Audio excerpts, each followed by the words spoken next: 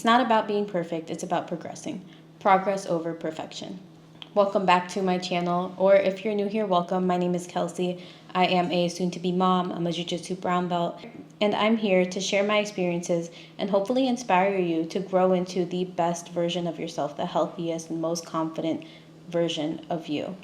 If you're interested in content like this and you're not subscribed already, please go ahead and subscribe. I would really appreciate it.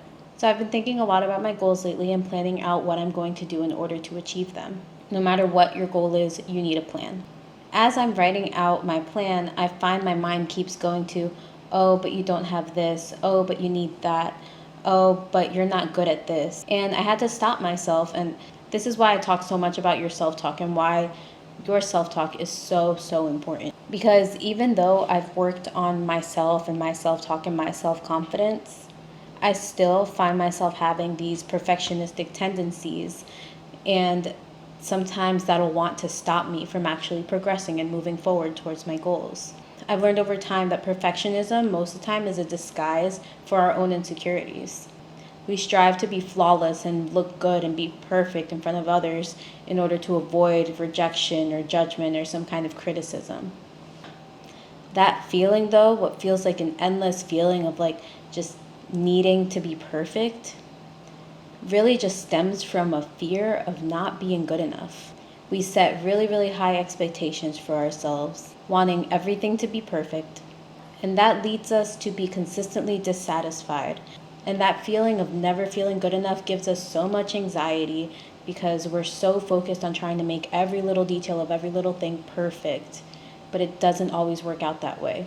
That's how perfectionism can become paralyzing. Sometimes you have to just let things be and work with what you have. These thoughts, I don't let them hold me back anymore. So here are 4 things that have helped me overcome this endless feeling of needing to be perfect, this perfectionistic mentality, and hopefully these things will help you as well. So number 1 is setting manageable goals.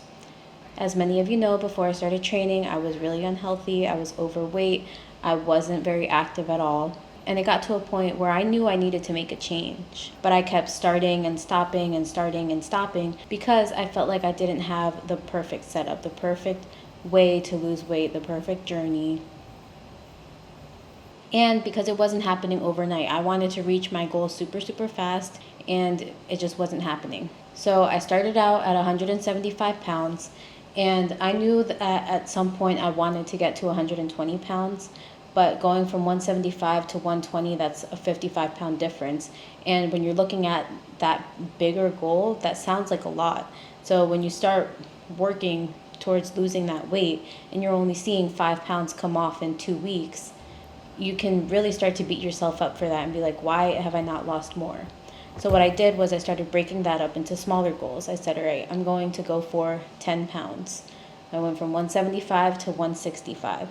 And when I was able to achieve that, suddenly another 10 pounds sounded more attainable.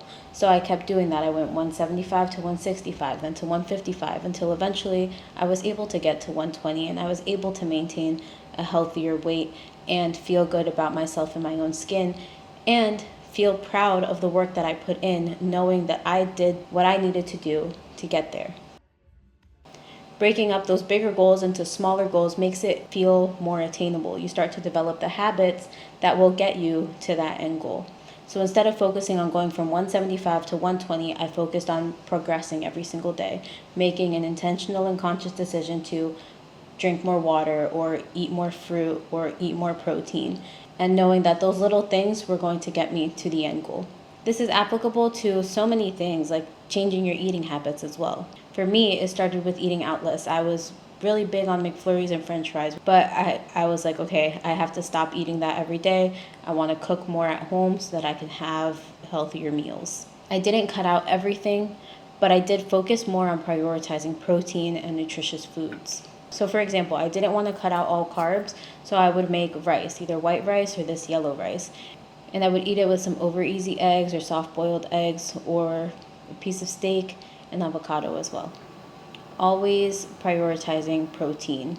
Things will not change overnight. You can't expect perfection, but you can expect to get better daily. Some days will look like all home-cooked meals. no excess sugar, no highly processed foods.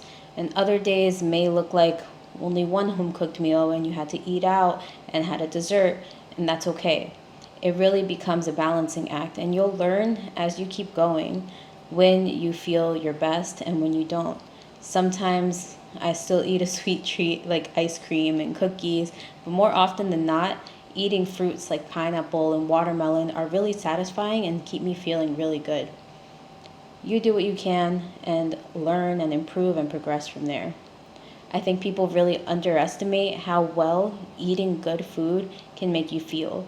And by that I mean like not indulging in the moment and like a huge burger or something, but good food, good nourishing food that fuels your body and helps you feel your best even after eating. So whatever your goal is, whether it's trying to lose weight or starting jiu-jitsu or paying off debt, break your larger goal into smaller goals. If you're starting jiu-jitsu, for most people, I guess starting out, the end goal is to get to your black belt. But as you keep going, you kind of see that it's not so much about the belt, it's about what you're learning. Because even at black belt, my professors are still learning. They say it all the time, and I think that's really cool. Second thing I did was start to challenge and reframe my thoughts. I've gotten really good at calling myself out when I'm not speaking nicely to myself. I've been told that I'm a kind person. I don't like putting other people down. But when it comes to myself, I can be my hardest critic. So when I was writing out my plan and my mind started going to like why I can't do this, I had to stop and tell myself, hey, I know you're making excuses right now, and I know I'm tired of making excuses for not doing the things I have to do to reach the goals that I have. So I had to start reframing my thoughts. And a lot of times I like to write it down just because it helps me. So I said, I don't have this. Reframe it to, I don't have this, but I can use this. I need this to start. I don't need that to start. It would be ideal to have that to start, but I have this in the meantime. I'm not good at that. I'm not good at that yet, but I can get better. I really learned how to implement this when I started training. I was such a perfectionist when it came to my drawings, and really in anything that I didn't want to be seen doing things wrong. I hated not getting things right the first time. So there were plenty of times that I wanted to give up. And when coach would come over and ask how things are going, I would just say, I can't do it. And he would say, yet. You can't do it yet. You're new. You'll learn. And he was right. The third thing I did was start to embrace imperfection. And I was able to do that through starting something new, like jiu-jitsu. You begin to recognize that without making mistakes, you're not going to know what to work on and what to look for or what to adjust and change. So to help you really embrace imperfection, I would suggest starting a new hobby, whether that's a cooking class or an art class or a jiu-jitsu class. It really helps a ton when you're starting out because you can see that there are levels to everything. There are people that know what they're doing and there are people that go in that don't know anything at all. And even the people that know what they're doing now, they didn't go in knowing what they know now. So start something new and watch yourself learn and flourish over time. In live rolling, you make a mistake and you will pay the consequences. But still, we try to figure out how to get out of there, or we tap to the submission, and especially in the beginning, ask, where did I go wrong? What can I improve on? What do I need to keep in mind? And then apply that lesson. And then you'll get to a point where you're not being submitted with the same armbar anymore, or you finally land a sweep and you're in a dominant position. By going through these moments of learning and analyzing and adapting, you'll be able to help others on their journey as well. The fourth thing I did was start learning to let go of what I can't control and focusing on the things that I can control. So I just got this new camera and I am in love with it. But when I first started, one of my excuses for not actually posting was that I didn't have the right setup. I didn't have a good camera, I didn't have a microphone, I didn't know how to edit videos, and I wasn't good at speaking to the camera. So focusing on what I can control in those scenarios would look like I don't have a camera. No, I don't have a camera, but I have my phone and it has a built-in mic, which works just as well. No, I don't know how to edit videos, but there are plenty of tutorials on YouTube. You can definitely learn. And no, I'm not good at speaking to the camera, and it may be uncomfortable and it may be hard, but that doesn't mean it's impossible. So you're going to practice until you get better. So then it becomes more about ensuring that you're doing what you can do instead of worrying about the end result and what you really can't control. Another example would be like my subscriber count. I don't have control over who subscribes and who doesn't subscribe to my channel, but I do have control over how often I'm posting and when I'm posting and what I'm posting about. I know that by doing the things I need to do, the other stuff will come with time. Growing, progressing, learning, this doesn't mean that you don't put your best foot forward. It doesn't mean that you don't give it your best effort. It just means that your first try, your first attempt may not be your best.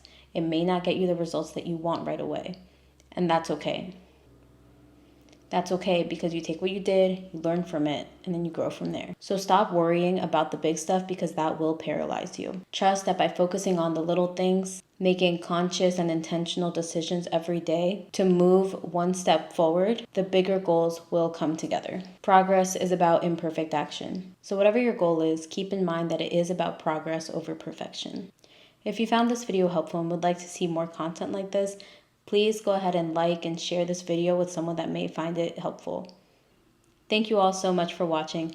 Leave a comment below with any questions, suggestions, or topics you'd like me to go over. I'd love to hear from you. If you're not subscribed already, please go ahead and subscribe. I would really appreciate it. Thank you all. Take care.